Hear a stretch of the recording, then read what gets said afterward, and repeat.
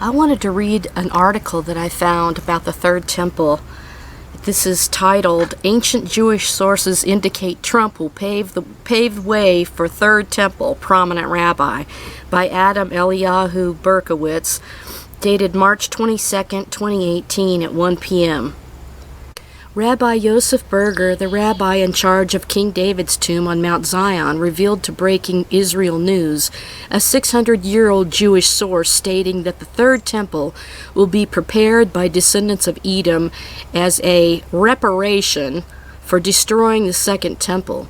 Additional hints from esoteric sources indicate that the U.S. President Donald Trump has already begun this process. It sounds illogical that the Third Jewish Temple will be built by non-Jews, Rabbi Berger told Breaking Israel News, but rabbinic sources state explicitly that this is what they must do to fix the historic wrongs that were committed. As the son of the Mishkoltz Rebbe, a revered Hasidic leader with thousands of followers, Rabbi Berger is well versed in Jewish literature and based on his conclusions on several classical sources. The rabbi began his explanation by using the 11th chapter of Leviticus that delineates the laws pertaining to animals that are fit for Jewish consumption. And then he goes on talking about some of the animals like pigs. I left out some of the text, but then it says, of these impure species, Chazir is compared to the nation of Edom, which literally translates as red, referring to the redness of Jacob's brother Esau. In rabbinic literature, Edom refers to Rome, which largely comprised of Esau's descendants. Edom has also come to mean Christianity, from Rome, actually, which first flourished in Rome. Not true Christianity, or not the real Christianity. Quote, the comparison is not flattering, but the implications are enormous, Rabbi Berger told Breaking Israel News. Many times in the Bible we find that the greatest spiritual light comes from the most hidden of sources. Midrash Rabbah asked, why is Edom compared to a Chazir? The answer Midrash Rabbah gives is based on the root of the word chazir, which literally means to return. Rabbi Berger continued, Midrash Rabbah stated, in the future Edom will return the glory to its former status. Rabbi Berger also quoted Rabbi Baya ben Asher ibn Halawa, a 13th century Spanish biblical commentator, also known as Rabbinu Behahi.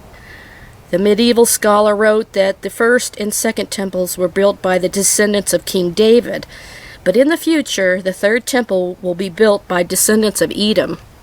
Rabbi Berger emphasized that these sources state explicitly that the third temple will be built by the descendants of Rome, i.e., Christianity out of Rome. Rabbinu Bahi explained this is a tikkun, reparation. Rome destroyed the second temple, so Rome's descendants, he says the Christians, are going to amend this by taking part in bringing the third temple. Rabbi Berger believes that President Trump's election has already begun this process. The rabbi noted that Donald Trump's name in Hebrew, in gematria, which is numerology based on Hebrew letters, equals 424. Which is the same numerical value of the phrase Moshiach, Messiah, from the house of David. Then he says, but Donald Trump is not righteous enough or knowledgeable in Bible to actually be the Messiah. Rabbi Berger noted, Trump's connection to the Messiah is that he will play a role in one of the major functions of the Messiah. He will pave the way for building the third temple. Trump will not personally merit building the temple, he continued. Like Cyrus, he will pave the way for men who will begin the construction. And when the time is right, the third temple will descend from heaven. Rabbi Berger claims that Trump's actions since his inauguration have already shown this prediction about the Christian role in the third temple to be true. No leader in history has recognized Jerusalem as the capital of the Jews in Israel, he pointed out. Trump has already created a great reparation for the Christians through his unprecedented relationship with Jerusalem. Trump is the representative of Edom that will perform that final historic reparation for his entire nation by building the temple. Rabbi Berger, however, believes that despite strengthening the connection between the two countries and recognizing Jerusalem as Israel's capital, continuing the process will be more difficult but will yield much greater results. Well, I don't know how you can lump everybody together as sons of Esau, but that's what the article says. So I just thought I'd point out this article. It's from breakingisraelnews.com. Ancient Jewish sources indicate Trump will pave way for Third Temple prominent rabbi.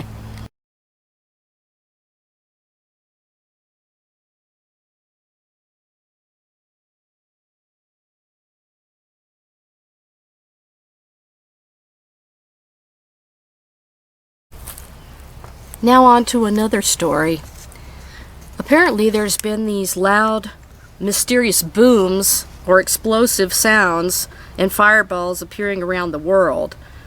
Do they presage Messiah? That's the name of the next article I want to read, but I want to point out something. A couple of weeks ago, when my sister was here with her son, we were in the garage. There was not any rain for a couple of months. There has not been any lightning. So we were standing there in the garage, and all of a sudden there was an explosion sound up in the sky. And I mean to tell you, it sounded to where your heart jumped in your throat, you know. And I turned to my sister and I said, do you think that that was the voice of God? Because there's so many scriptures that say that his voice thundered. And he did on Mount Sinai.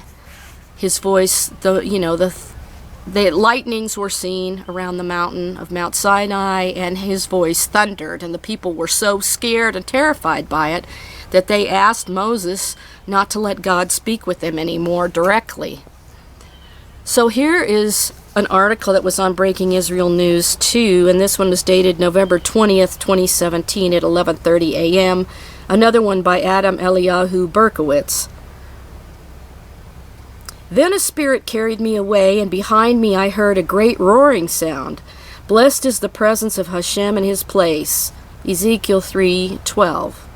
A wave of loud and inexplicable booms thundering in the skies over America and abroad, coinciding with dramatic sightings of fireballs, has NASA scientists scratching their heads. But Bible-based experts note that these events are explicitly described as preceding the Messiah and end of days. Last Tuesday, an unmistakable thundering boom shook a wide swath of northern Alabama at around 1:45 p.m. local time. Now, this was written on November 20th, as I said, in 2017. Though the boom was large enough to register on seismographs, geologists ruled out the possibility of localized tremor. This left scientists to ponder two possibilities. Either the boom, as it was dubbed, was an enormous sonic boom, or it was the result of a meteor entering the atmosphere. Inquiries with aviation authorities, civil and military, were fruitless, leading to the conclusion that the loud sound heard across 7 counties was astronomically sourced. NASA was clearly stymied confirming the sonic disturbance, but unable to offer an explanation for the phenomenon. It speculated that the boom could have been generated by a Ballard, a larger supersonic aircraft, or ground explosion. A Ballard is a large meteor that explodes in the atmosphere. Eyewitnesses reported a vapor trail, and NASA said that points to a meteor or aircraft, though none was reported to be in the area or detected at the time. The boom wasn't an isolated incident. One day later, residents in Idaho were shaken by a similar boom, and on Saturday a boom was reported in Michigan. In fact, throughout the week, there were reports of loud, unexplained booms in Louisiana, Florida, and Texas. At the same time, booms were reported in other countries, including Russia and Denmark. Loud and disturbing sounds are described in Jewish sources as being associated with the Messiah. Rabbi Israel ben Eliezer, often called the Baal Shem Tov, was an 18th century Jewish mystical rabbi who founded the Hasidic sect. Stories of him describe an incident on Yom Kippur in which his spirit went up to heaven and saw the Messiah, surrounded by a loud noise. This was later explained by his great-grandson, Rabbi Nachman, who wrote that the unprecedented noise accompanying the arrival of the Messiah served a practical purpose. Rabbi Nachman noted that in the Talmud, oral law, it stated that the Messiah will come by way of distraction. The arrival of the Messiah will be sudden and surprising, accompanied by a loud noise that will cause everyone to stop what they're doing, so they may run to greet him, explained Rabbi Nachman. This recent spate of oral phenomena coincides with a wave of fireball sightings, 2 of which were filmed over Phoenix last Tuesday night, just a few hours after the disturbing sound in Alabama, back in 2017. NASA was a witness to these celestial events. Italian astronaut Paolo Neapoli, who is currently on board the International Space Station, filmed a fireball that flew over South Africa 2 weeks ago. One fireball spotted over Finland last Thursday dramatically lit up the nighttime sky in what scientists described as the glow of 100 moons, which was accompanied by a substantial shock wave. Rabbi Yosef Berger, the rabbi of King David's tomb on Mount Zion, pointed out that the scientist's description of the fireball event conformed to the end-of-days prophecy in Zechariah 14:7. But there shall be a continuous day, only Hashem knows when, of neither day nor night, and there shall be light at eventide. The Zohar, the basis of Jewish esoteric learning, describes warring stars as accompany the Messiah. Rabbi Berger explained, a large pillar of flame will also appear, as was seen by the children of Israel in the desert. Rabbi Berger also pointed out that the prophet Joel prophesied astronomical phenomenon was signaling the imminent arrival of the Messiah. Joel 3:3, before the great and terrible day of Hashem comes, I will set portents in the sky and on earth, blood and fire and pillars of smoke. Despite the loud sounds and explosive fireballs, Rabbi Berger explained that like Elijah's epiphany, this process will culminate quietly. After the earthquake, fire, but Hashem was not in the fire, and after the fire, a soft murmuring sound, 1 Kings 19:12. Quote, this can be expected before Mashiach, Messiah, Rabbi Berger said, but in the end, the true meaning is not like that. It won't be loud and flashy, but because of that, it will be much more powerful.